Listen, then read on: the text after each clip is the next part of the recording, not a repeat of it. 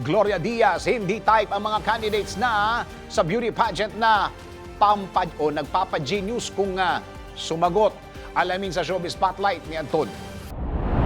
Tahasang inamin ni dating Miss Universe Gloria Diaz na hindi niya type ang klase ng pageant ngayon na ginajudge ang mananalo base sa sagot nito. Ayon kay Gloria, minsan daw kasi complicated ang sagot ng isang candidate na maging siya raw ay hindi maintindihan ang sinasabi ng mga ito. Nais linawin ni Gloria na hindi IQ contest ang beauty pageant kundi isang beauty contest. Maging ang sobrang training umano sa mga kandidata ay hindi niya rin nagugustuhan, ngunit pagdating umano sa pagpapaplastic surgery ay wala siyang problema. Pero ayaw niya raw ang mga pa-genius na answer dahil ang iisipin daw ng mga tao dahil lamang nakakapagsalita ng English ay magaling na ito. Mas gusto niya raw magtagalog o magbisaya ang isang candidate para galing talaga sa puso ang sagot.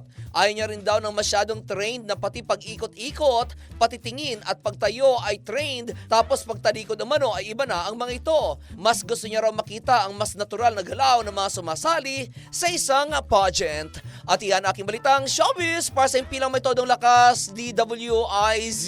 Ako si Anton, nagbabalita ng tama, naglilingkod ng tama.